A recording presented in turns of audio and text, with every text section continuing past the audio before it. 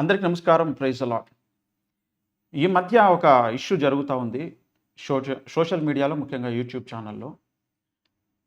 అయితే ఇప్పటివరకు నేను చాలా విషయాల్లో స్పందించలేదు, మాట్లాడలేదు. ఎందుకొరకంటే క్రైస్తవ సమాజంలో అనేకమైనటువంటి లుకలుకలు ఉన్నాయి.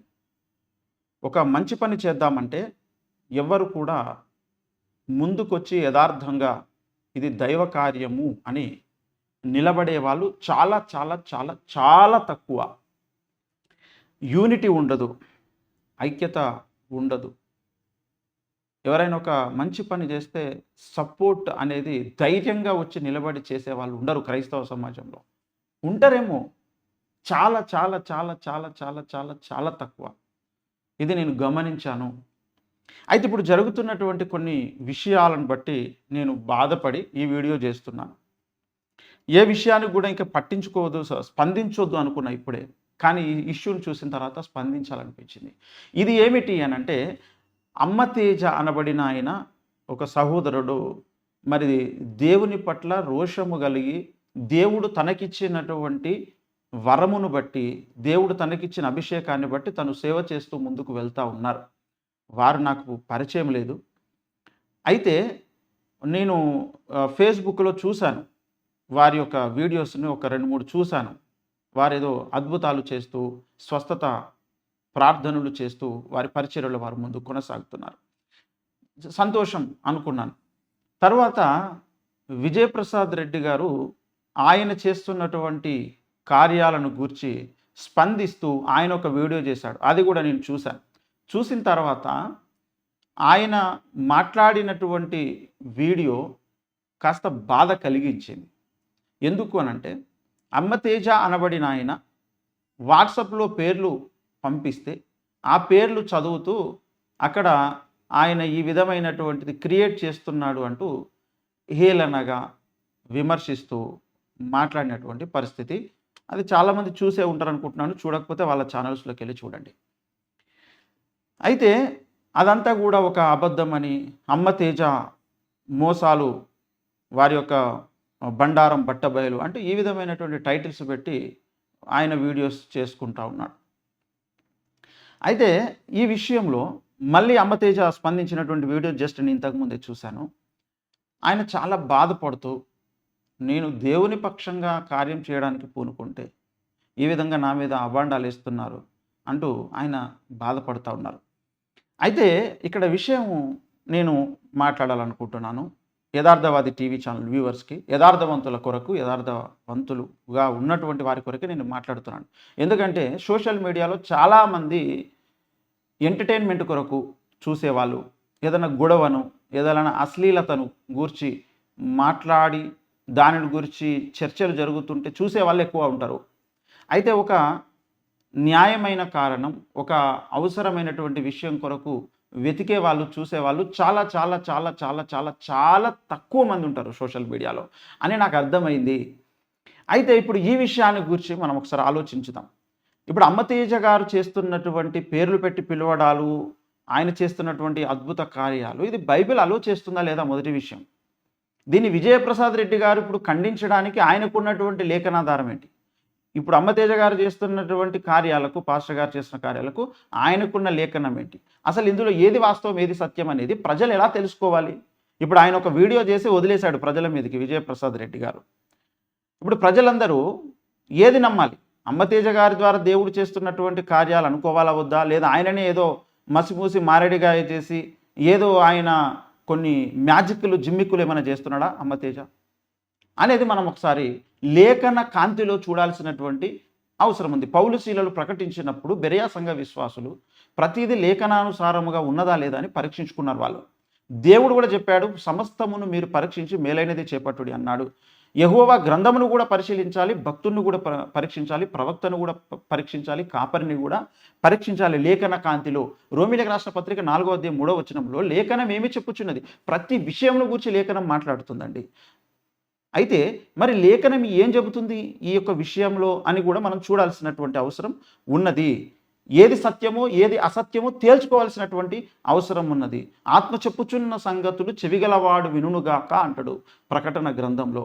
గనుక ఆత్మ చెబుతున్న సంగతులు అర్థమవుతాయి అందరికంటే ఆత్మీయ చెవులు ఉన్నోనికి అర్థమవుతాయి. ఆత్మీయ చెవులలో లేని వాడికి ఎన్నటికీ అర్థం కాదు. ఎందుకంటే వాడు చెవిటివాడు. భౌతికమైన చెవులు ఉంటే ప్రయోజనం లేదు. ఆత్మీయమైన చెవులు ఉంటేనే అది ఉపయోగకరం అవుతుంది. కనుక నేను ఇప్పుడు కొన్ని లేఖనాలను మీకు చూపెడుతూ కొన్ని విషయాలను మీకు తెలియచేయాలనుకుంటున్నాను. ఈ విషయాన్ని ఎలా అర్థం చేసుకోవాలనే దాని గురించి. 2:7 అంటాడు ప్రకటనలో, ఆత్మ చెప్పుచున్న మాటలు చెవిగలవాడు వినుగాక అన్నాడు. ఏమండి?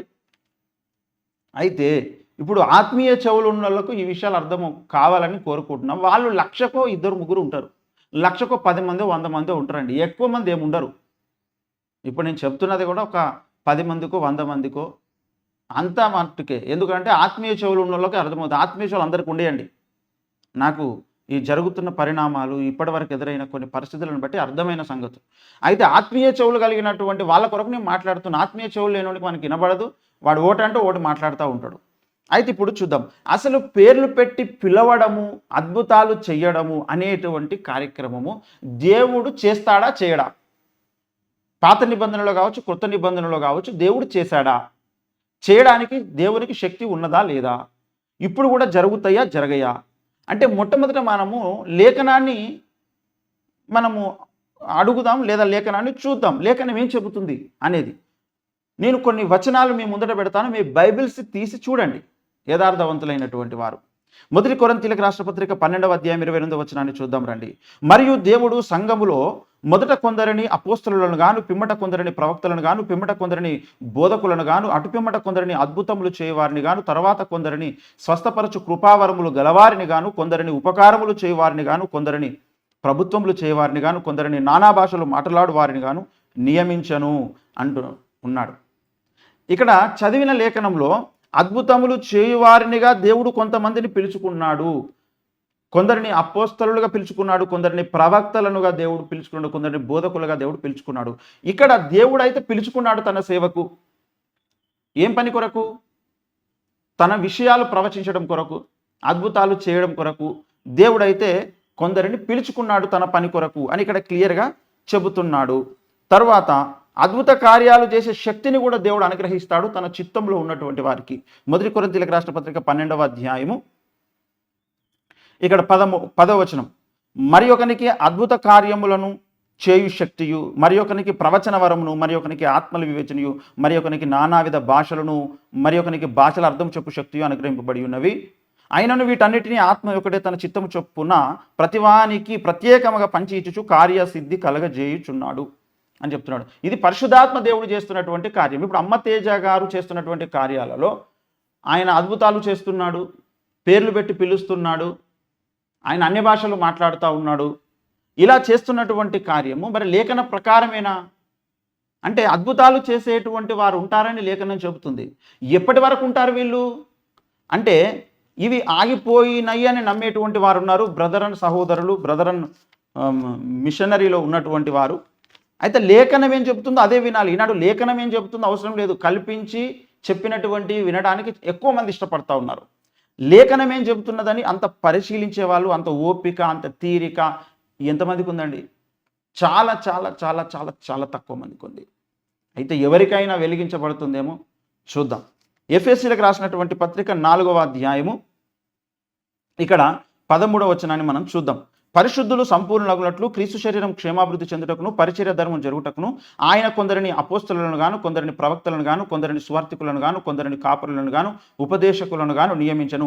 దేవుడు ఈ కేటగిరీని 5 రకాల పరిచర్యలను చేసేటువంటి వారిని దేవుడు నియమించాడు. ఇది ఎప్పటి వరకు ఉంటుంది? యేసుప్రభు 2వ రాకడ వరకు ఉంటుంది ఈ పరిచర్య విధానం. అయితే ఇప్పుడు తక్కువ మంది ఉండడము బాధ కలిగించే విషయం. ఇలాంటి పరిచర్య చేసేటువంటి వారు ఆదిమ సంఘంలో అనేక మంది ఉన్నారు, ఇప్పుడు తక్కువ మంది ఉన్నారు. అయితే ఎప్పటి వరకు ఉంటుందంటే, పరిశుద్ధులు నమ్మి బాప్సం పొందిన పరిశుద్ధులు సంపూర్ణులయ్యేంత వరకు, క్రీస్తు శరీరము క్షేమాభివృద్ధి చెందేంత వరకు, సంపూర్ణ స్థితిలోనికి వచ్చేంత వరకు, తర్వాత పరిచర్య ధర్మం జరగడం అనే కార్యక్రమం ఇది ఉన్నన్ని రోజులు ఈ 5 రకాల పరిచర్యలు ఖచ్చితంగా జరుగుతాయి. ఇందులో ప్రవక్తలు ఉన్నారు. ప్రవక్తలు అంటే యుగములలోను తరములలోను దాచబడినటువంటి మర్మములను తెలియచేసేటువంటి వారు ఉంటారు. తరువాత వాళ్ళెవరు అంటే ఒక పౌలు, ఒక ఏలియా, ఇలాంటి వారు ఉంటారన్నమాట. ఇర్మియా, దావీదు, ఈ ప్రవక్తలందరూ కూడా తరములలోను యుగములలోను దాచబడినటువంటి మర్మములను వారు ప్రవచించారు. అలాంటి గొప్ప గొప్ప పెద్ద ప్రవక్తలు కూడా ఉంటారు, తర్వాత చిన్న ప్రవక్తలు కూడా ఉంటారు. అయితే ఈ ప్రవచించేటువంటి వరం కలిగినటువంటి దాంట్లో కూడా భూత భవిష్యత్ వర్తమాన కాలాలలో ఉన్నటువంటి విషయాలను వివరించేటువంటి ప్రవక్తలు ఉంటారు. తర్వాత పేరు పెట్టి పిలవడం, అద్భుతాలు చేయడం, అప్పుడు ఉన్నటువంటి పరిస్థితులకు అనుగుణంగా దేవుని స్వరము ద్వారా విని అద్భుత కార్యాలు చేసేటువంటి ప్రవక్తలు కూడా ఉంటారు. ఇది లేఖనం చెబుతుంది. లేఖనం ఏం చెబుతుందో ముందు చూద్దాం. అసలు పేర్లు పెట్టి పిలవడం ఏంటండి అంటే, అసలు పేర్లు పెట్టి పిలవడం అనేది అది దేవుని పద్ధతి. అది దేవుని పద్ధతి. లేఖనంలో యెషయా గ్రంథం 43వ అధ్యాయము 1వ వచనంలో చూస్తే ఇక్కడ నేను 5వ లైన్ నుంచి చదువుతున్నా. నేను నిన్ను విమోచించి ఉన్నాను, భయపడకము, పేరు పెట్టి నిన్ను పిలిచి ఉన్నాను, నీవు నా సొత్తు. పేరు పెట్టి పిలవడం దేవుని లక్షణం అండి. ఆదాము పేర్లు పెట్టాడు. దేవుడు ఆదాముని వద్దకు ఆయన సృష్టించినటువంటి జంతువులను, పక్షులను అన్నిటిని తెప్పించినప్పుడు ఆదాము వాటికి పేర్లు పెట్టాడు. దేవుడు పేర్లు పెట్టి పిలుస్తాడు కూడా. 45వ అధ్యాయం 3-4 వచనాలు చూస్తే యెషయా గ్రంథంలో, పేరు పెట్టి నిన్ను పిలిచిన ఇశ్రాయేలు దేవుడైన యెహోవాను నేనే అని నీవు తెలుసుకున్నట్లు అన్నాడు. 4వ వచనంలో, నేను నీకు పేరు పెట్టి నిన్ను పిలిచి తిని అంటున్నాడు. పేరు పెడతాడు, పేరు పెట్టి పిలుస్తాడండి దేవుడు. అయితే ఇప్పుడు దేవుడు పిలవాలి కానీ ఈ అమ్మతేజ పిలవడం ఏంటి అనుకుంటారు కొంతమంది. చాలామంది భక్తులు ఆది కాలంలో పిలిచారు, ఆదిమ సంఘంలో పిలిచారు. అంతేకాదు ఈ తరంలో కూడా అనేక మంది భక్తులు పిలుస్తున్నారు, అలా పిలుస్తారు. అది దేవుడు వారికి ఇచ్చినటువంటి వరం. అది వారికి ఇచ్చినటువంటి వరం. అది ఆ వరాన్ని వారు వాడుకుంటున్నారు అని మనము అర్థం చేసుకోవాలి. యేసుక్రీస్తు ప్రభుల వారు కూడా ఈ విషయాలను గురించి మనకు తెలియజేశాడు. అసలు యేసయ్యనే అలా పిలిచాడు. ఇది యేసయ్య లక్షణం అండి. యేసు లక్షణం మనకు కనబడితే అది దయ్యం లక్షణం అనుకోవడము ఆత్మీయ కనులేని స్థితి. అది యోహాను సువార్తలోనికి ఒకసారి వచ్చి చూడండి. మీరు లేఖనాలను తీసి చూడాలని నేను కోరుకుంటున్నాను. యోహాను సువార్త 4వ అధ్యాయంలో ఇక్కడ ఒక సమరయ స్త్రీతో యేసుక్రీస్తు ప్రభుల వారు మాట్లాడతారు. అక్కడ యాకోబు బాయి దగ్గర. అక్కడ మనం చూసినట్లయితే ఇక్కడ ఉన్న సందర్భం అంతా దాదాపు అందరికీ తెలుసని నేను అనుకుంటున్నాను. అంటే ఈ బైబిల్తో పరిచయం ఉన్నటువంటి వారికి ఇక్కడ జరిగినటువంటి సందర్భంలో మనము ఇక్కడ చూద్దాం. 13వ వచనం నుంచి మనం చదువుకోవాలి. అందుకు యేసు, ఈ నీళ్లు త్రాగు ప్రతివాడును మరలా దప్పికొనును, నేనిచ్చి నీళ్లు త్రాగువాడు ఎప్పుడు నువ్వు దప్పికొనుడు, నేను వానికిచ్చి నీళ్లు నిత్య జీవనకి వానిలో ఊరటి నీట బుగ్గగా ఉండునని ఆమెతో చెప్పాను. ఆ స్త్రీ ఆయనను చూచి, అయ్యా, నేను దప్పికొనకుండునట్లు చేదుకొనటకు ఇంత దూరం రాకున్నట్లు ఆ నీళ్లు నాకు దయచేయమని అడగగా, యేసు, నువ్వు వెళ్ళి నీ పెనిమిటిని పిలుచుకొని ఇక్కడికి రమ్మని ఆమెతో చెప్పాను. ఆ స్త్రీ, నాకు పెనిమిటి లేడనగా యేసు ఆమెతో, నాకు పెనిమిటి లేడని నువ్వు చెప్పిన మాట సరియే. నీకు 5 పెనిమిట్లుండిరి, ఇప్పుడు ఉన్నవాడు నీ పెనిమిటి కాడు, సత్యమే చెప్పితివి అనను. అప్పుడు ఆ స్త్రీ, అయ్యా, నీవు ప్రవక్తవని గ్రహించుచున్నాను అన్నది. ఆమె అన్నది, నాకు పెనిమిటి లేడు అన్నది. ఈయన అన్నాడు, నిజమే నీకు పెనిమిటి లేడు, కానీ నీకు 5 పెనిమిట్లుండిరి అని ప్రభువు చెప్పాడు. అది ప్రవక్తలు మాత్రమే చెప్పగలిగేటువంటి కార్యం. యేసయ్య ప్రవక్త కూడా. యేసయ్య ప్రవక్త కూడా. ఇక్కడ ఆమె అంటుంది, నువ్వు ప్రవక్తవని గ్రహించుచున్నాను. ప్రవక్తలు అయితేనే అలా చెప్తారండి. ఇంతేకాదు, ఇలాంటి సంఘటనలు, సంభవాలు అనేకం జరిగాయి. అనేక మంది ఉన్నారు అలా చెప్పినటువంటి వారు. అలాంటి వాళ్ళు తక్కువ ఉండడము అనేది ఈనాడు క్రైస్తవ సమాజము చూస్తుంది. అలాంటి వారు ఎక్కువ మంది ఉండాలి. మరి దేవుని దగ్గర అడిగి పొందుకోవాలి. దేవుడు మరి ఒక్కొక్కరికి ఒక్కొక్క వరము అనుగ్రహిస్తాడు. అది దేవుని చిత్తం. ఇకపోతే ఇంకా కొన్ని విషయాలను మనము గమనించుదామండి. యేసుక్రీస్తు ప్రభుల వారే నతానియేలును పిలుస్తాడు. యోహాను సువార్త 1వ అధ్యాయం 47లో, యేసు నతానియేలు తన యుద్ధకు వచ్చుట చూసి, ఇదిగో ఇతడు నిజముగా ఇశ్రాయేలీయుడు, ఇతని యందు ఏ కపటమును లేదని అతని గూర్చి చెప్పాను. నన్ను నీవు ఎలాగూ ఎరుగుదువని నతానియేలు ఆయనను అడగగా, యేసు, పిలుపు నిన్ను పిలువకమునిపే నీవు అంజూరపు చెట్టు కింద ఉన్నప్పుడే నిన్ను చూచి తినని అతనితో చెప్పాను. నతనియేలు, బోధకుడా, నీవు దేవుని కుమారుడవు, ఇశ్రాయేలు రాజవు అని ఆయనకు ఉత్తరం ఇచ్చెను. అందుకు యేసు, అంజూరపు చెట్టు క్రింద నిన్ను చూచి తినని నేను చెప్పినందువలన నువ్వు నమ్ముచున్నావా? వీటికంటే గొప్ప కార్యములు చూచు అని అతనితో చెప్పాను. ఇది గొప్ప కార్యం అనుకుంటున్నారు. అంటే వీటికంటే చేసే గొప్ప కార్యాలు కూడా ఉన్నాయి. దేవుడు చేసేటువంటి గొప్ప కార్యాలు వీటికంటే ఇవి కూడా ఎన్నో ఉన్నాయన్నమాట. ఇంకా అంతేకాకుండా ఒకసారి సౌలు గాడిదలను వెతకడానికి వెళ్తాడు. వాళ్ళ గాడిదలు పోతాయి.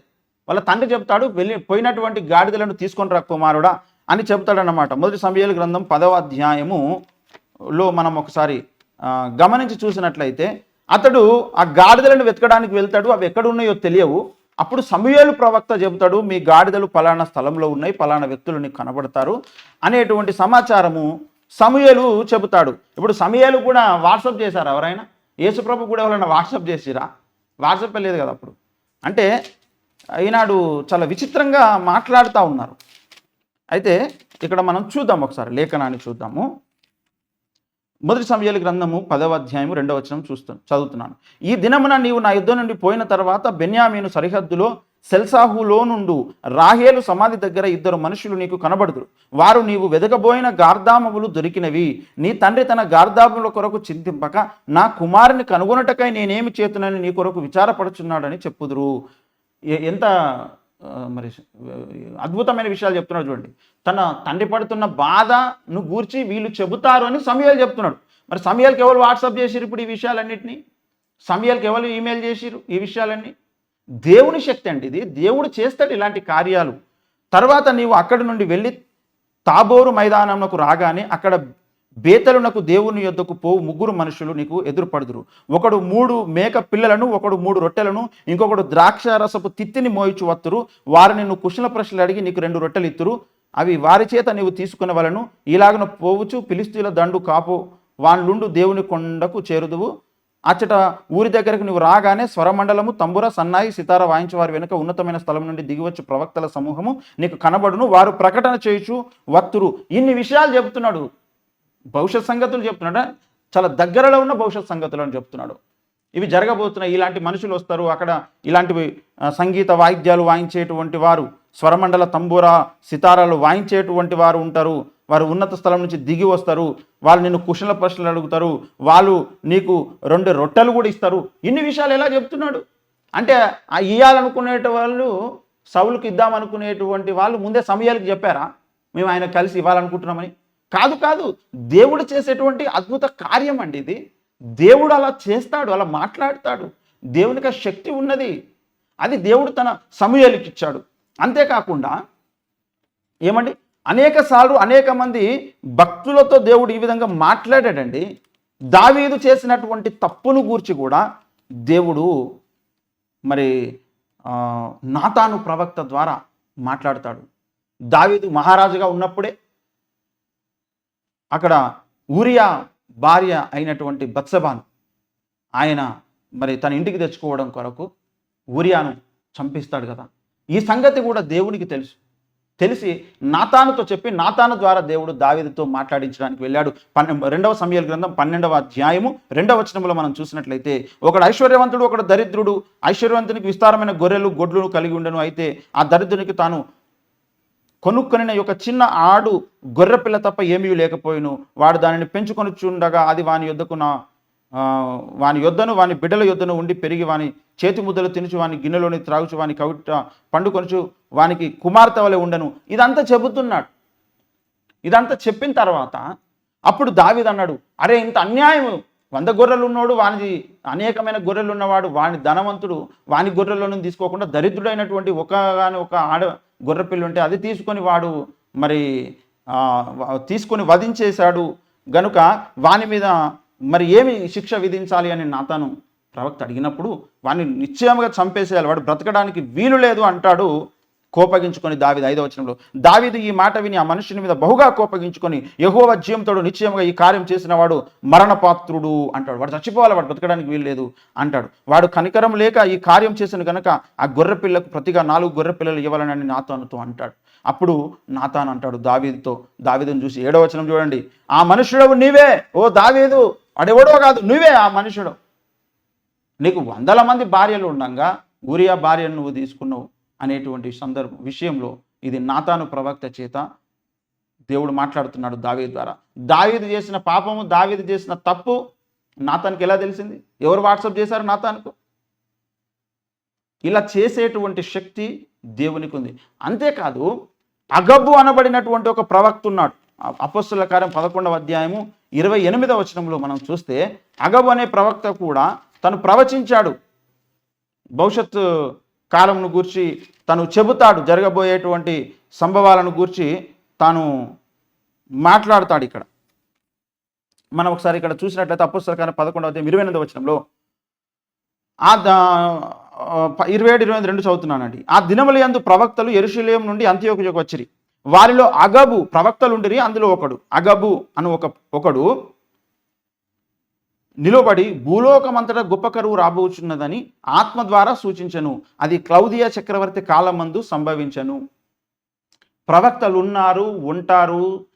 పరిశుద్ధులు సంపూర్ణులయ్యేంత వరకు, క్రీస్తు సంఘము క్షేమాభివృద్ధి చెందేంత వరకు, పరిచర్య ధర్మం జరగడం అనేది ముగిసిపోయేంత వరకు కూడా ప్రవక్తలు అనేవారు ఉంటారు. అందులో పెద్ద ప్రవక్తలు, చిన్న ప్రవక్తలు కూడా ఉంటారు. గొప్ప కార్యాలు చేసేవాళ్ళు ఉంటారు. దేవుని యొక్క అద్భుత కార్యాలు, సూచక్రియలు, మహత్కార్యాలు చేసేవాళ్ళు ఉంటారు. స్వస్థత కార్యాలు చేసేవారు ఉంటారు. పేరు పెట్టి పిలిచేవాళ్ళు కూడా ఉంటారు. ఇక్కడ దేవునికే మహిమ వస్తుంది, సంఘ క్షేమాభివృద్ధి జరుగుతుంది. అనేక మంది నూతన ఆత్మలు యేసు నిజమైన దేవుడు అని తెలుసుకుంటారు, రక్షణ పొందుతారు, దేవుని కొరకు జీవిస్తారు. ఇది లేఖనం చెబుతున్నటువంటి సత్యము. అయితే ఇప్పుడు వీటన్నిటిని కొట్టివేసి ఇప్పుడు ఇందులో ఉన్నటువంటి వారందరికీ కూడా ఎవరో వాట్సాప్ చేస్తేనే తెలిసినాయా ఈ విషయాలని? ఇలాంటి ఎన్నో అద్భుత కార్యాలు దేవుడు చేశాడు, చేస్తున్నాడు.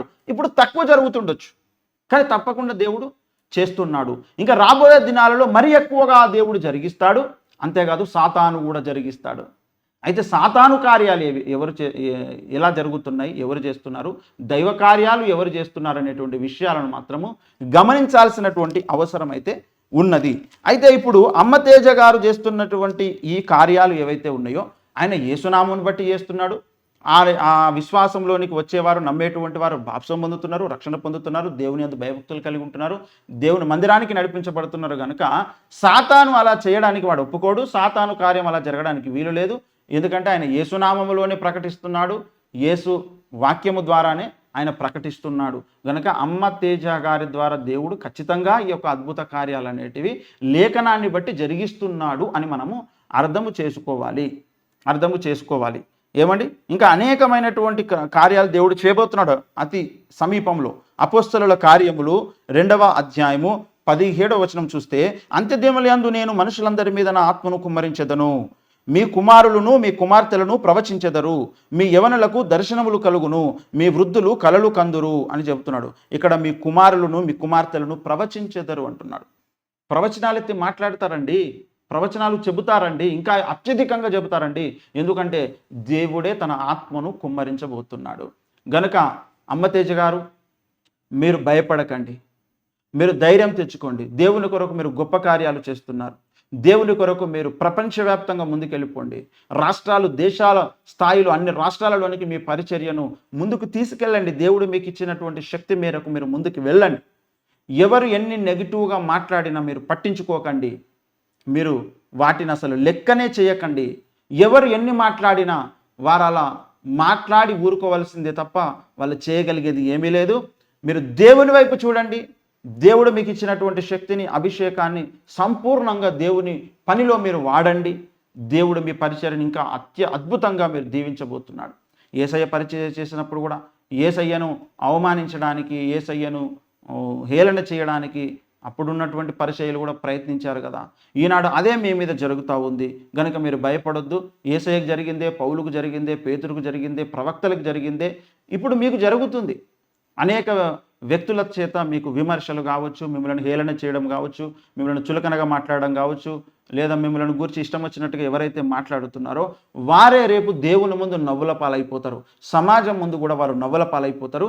మీరు ధైర్యముగా దేవుని కొరకు గొప్ప కార్యాలు చేయండి. దేవుడు మిమ్మల్ని వాడుకుంటున్నాడు. ఇంకా బహుబలంగా మిమ్మల్ని వాడుకోవాలని మేము మనస్ఫూర్తిగా ప్రార్థిస్తున్నాము. మీరు ముందుకెళ్ళండి. మీరు ఏమాత్రము కృంగిపోవద్దు, ఏమాత్రం బాధపడొద్దు, ఏమాత్రము మీరు ఇబ్బంది పడొద్దు. మీరు దైవకార్యం చేసుకుంటూ పోతే సాతానుడు వాని కార్యం కూడా చేయడానికి ప్రయత్నిస్తాడు కదా. గనుక మీరు జాగ్రత్తగా ముందుకెళ్ళండి. ఇంకా అద్భుత కార్యాలు, ఆశ్చర్య కార్యాలు దేవుడు మీ ద్వారా అనేక ప్రాంతాలలో, అనేక మంది జీవితాలలో జరిగించునుగాక. బ్రదర్ పాస్టర్ అమ్మతేజ గారు, మీ పరిచర్యను దేవుడు దీవించునుగాక.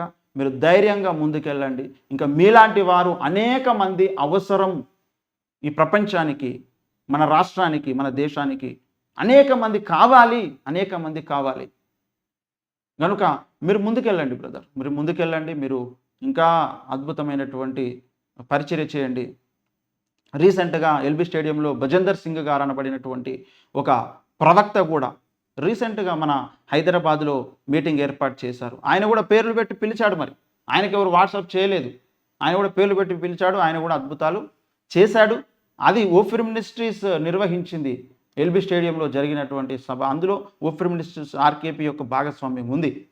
గనుక అనేక మంది భక్తులు ఈనాడు కూడా చేస్తారు. ముంగమూరి దేవదాసయ్య గారు ఎంతోమందిని ఆయన పేర్లు పెట్టి పిలిచాడు. దయ్యాలను గద్దించి బంధించి కట్టేశాడు ఆయన. పాములకు ఆయన ఆర్డర్ ఇస్తే కూడా యేసునామంలో వాటికి అవే తలలు బండ కొట్టుకుని చనిపోయినటువంటి సాక్ష్యాలు కూడా ఉన్నాయి. ఎంతోమంది పేర్లు పెట్టి పిలిచాడు. ఆయన జరిగిన సంభవాలను గురించి ముంగమూరి దేవదాసయ్య గారు కూడా ఆయన చెప్పారు. ఆయన యొక్క సాక్ష్యం యొక్క బుక్ ఉంది. ఎవరైనా మీరు కావాలంటే చదివి చూడండి. ఈనాడు తక్కువ మంది ఉండొచ్చు అలాంటి వారు. కనుక వాళ్ళను చూసి ఏడవడం, వాళ్ళను గూర్చి హేళన చేయడం, మాట్లాడడం అనేది సరైన విషయం కాదు. ఈ యొక్క విజయప్రసాద్ రెడ్డి గారు, ఆయన దేవుడు యేసు ప్రభు మీద ఆయనకు అభిమానం ఉంది. యేసయ్య అంటే ఆయనకు ఇష్టము. ఆ అభిమానముతో ఆయన మాట్లాడుతున్నాడు. కానీ లేఖనంలో ఉన్నటువంటి సిద్ధాంతపరమైనటువంటి విషయాలు, నిగూఢమైనటువంటి సంగతులు, ఈ యొక్క అద్భుత కార్యాల విషయంలో వారికి అవగాహన ఉండకపోయి ఉండొచ్చు. అందుకే మరి వారి పరిచర్య ఏదో వాళ్ళు చేసుకుంటే సరిపోతుంది. ఈనాడు క్రైస్తవ సమాజంలో ఎన్ని డినామినేషన్లు అయితే ఉన్నాయో ప్రతి డినామినేషన్లో ఒక భయంకరమైనటువంటి లోపం ఉంది. ఒకటి కాదు, అనేక లోపాలు ఉన్నాయి. కానీ వారు ప్రతి డినామినేషన్లో కూడా దైవకార్యం జరుగుతుంది, దేవుని పరిచర్య జరుగుతుంది, కొంతవరకు సత్యం ఉంది. దానిని బట్టి ఆ సత్యాన్ని గౌరవిస్తూ దాన్ని మనం ప్రమోట్ చేయాలి. ఎవరైతే అక్రమంగా నడుచుకుంటున్నారో, లేఖన విరుద్ధంగా నడుచుకుంటున్నారో వారికి ప్రేమతో తెలియచేయాల్సినటువంటి అవసరం ఉంది. అది పర్సనల్గా తెలియజేస్తే బాగుంటుంది. ఈనాడు ఓఫిర్ మినిస్ట్రీస్ అపోస్తలుల అద్దంకి రంజిత్ ఓఫిర్ గారు ప్రేమతో ఆయన అందరికీ చెప్పి చూశాడు. లేఖనం ప్రకారం దిద్దుకోండి బాబు అంటే ఆయనను విమర్శించడం మొదలుపెట్టారు. అంటే ఎవరు లేఖన విరుద్ధంగా ఉన్నటువంటి వాళ్ళు లేఖనం ఏం చెబుతుందో చూద్దాము రండి అని అంటే, లేఖనము ద్వారా మా బ్రతుకులు మార్చుకుంటాం ఎప్పుడైనా సరే అని అనుకోకుండా, మాకు తెలియంది నీకు తెలుసా, మాకు తెలియంది నువ్వు చేస్తావా అని విమర్శించడం అనేది ఈనాడు కొత్త కాదు. ఆనాటి నుంచి ఈనాటి దాకా ఉంది. ఆనాడు ఆదిమ అపోస్తలులు మొదలుకొని, పాత నిబంధనలో ఉన్న ప్రవక్తలను మొదలుకొని, మోషే చేత అద్భుత కార్యాలు చేసినప్పుడే, ఎర్ర సముద్రం రెండు పాయలైనప్పుడే, అనేకమైనటువంటి అద్భుతాలు ఐగుప్తు దేశంలో జరిగినప్పుడే ఇశ్రాయేలీయులు మోషే మీద తిరగబడ్డారు, మోషేను అవమానించారు, మోషే మీద సనిగారు. ఇంకా ఆయన చేత మేలు పొందే ఆయన మీద తిరగబడినటువంటి ప్రజలు ఉండగా, ఈనాడు ఎవరి డినామినేషన్లో ఎవరి పరిచర్య వాళ్ళు చేసుకుంటా ఉంటే, ఒకరి పరిచర్యను ఇంకొకరు చూసి ఓర్వకుండా లేదా బురద చల్లడము అనేది అది చాలా చిన్న విషయమే. యేసయ్య శిష్యులలో ఉన్నటువంటి ఒకడే యేసయ్య మీదకి తన పాదమునెత్తి యేసయ్యని అమ్మేసుకున్నాడు కదా ఇస్కరియోతు యూదా. గనుక బ్రదర్ అమ్మతేజ గారు, మీరు ధైర్యంగా ముందుకెళ్ళండి. దేవుని యొక్క కృప మీకు తోడుగా ఉంది, దేవుని యొక్క ఆశీర్వాదం మీకు తోడుగా ఉంది, దేవుని యొక్క అభిషేకం మీకు తోడుగా ఉంది. మీరు ముందుకు వెళ్ళండి. దేవుని కొరకు గొప్ప కార్యాలు, శూర కార్యాలు ఇంకా మీరు జరిగించండి. వీటిని ఏమాత్రం మీరు పట్టించుకోవడానికి వీలు లేదు. వారినే దేవుడు తగిన సమయంలో వారి కళ్ళు తెరిపించునుగాక, లేదా తగిన ప్రతిఫలం దేవుడు వారికి అనుగ్రహించునుగాక. గనుక మీరు బాధపడడం నేను చూశాను, మీ వీడియోను నేను చూశాను, మీ ద్వారా దేవుడు జరిగించినటువంటి కార్యాలను కూడా నేనైతే గమనించాను.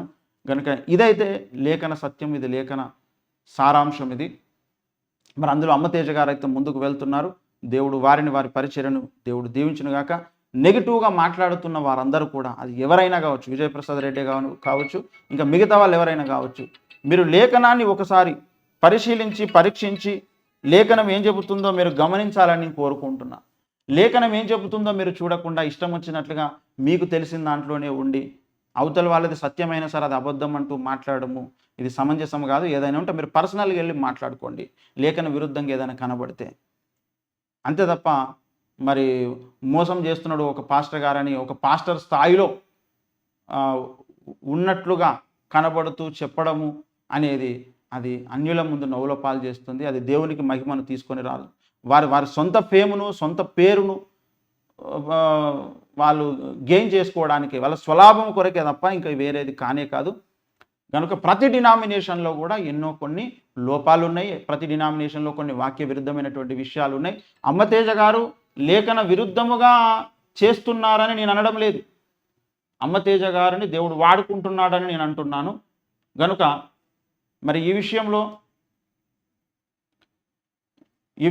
ప్రతి ఒక్కరు కూడా ఆలోచించే ధోరణి మార్చుకోండి. ప్రతి విషయాన్ని కూడా లేఖనం ద్వారా పరీక్షించి సత్యమేదో తెలుసుకొని వెంబడించాలని నేను కోరుకుంటున్నాను. అమ్మతేజ గారిని, వారి మినిస్ట్రీని దేవుడు దీవించును గాక. విజయప్రసాద్ రెడ్డి గారు, మీరు లేఖనబద్ధంగా ఆలోచించడం నేర్చుకోవాలి. మీలో ఎన్నో సిద్ధాంతపరమైన లోపాలు ఉన్నాయి, అవి అందరికీ తెలుసు.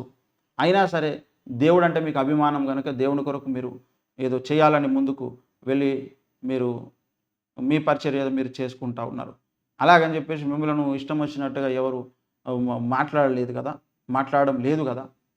అలాగని మీ లోపల ఏ లోపము లేదు అని అనుకోకండి.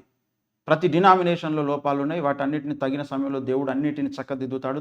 దిద్దుకోవాల్సింది. అప్పుడే సంఘం సంపూర్ణ సిద్ధిని అందుతుంది యేసయ్య రెండవ రాకడ వరకు. కనుక ఈ విషయంలో ప్రతి ఒక్కరు కూడా లేఖనబద్ధంగా మనము ఒక పరిచర్యలో వాడబడుతున్నటువంటి దైవజనులను మనము ప్రోత్సహించాలి, ప్రమోట్ చేయాలి, ప్రార్థించాలి. మరి దేవుని నామాన్ని గణపరిచేటువంటి వారితో కూడా మనం కూడా గణపరచాల్సినటువంటి అవసరం ఉంది. కనుక మరి ఈ విషయంలో ప్రతి ఒక్కరు కూడా ఆలోచిస్తారని, వారి కొరకు ప్రార్థిస్తారని నేను కోరుకుంటున్నాను. అందరికీ నమస్కారం. Praise the lord.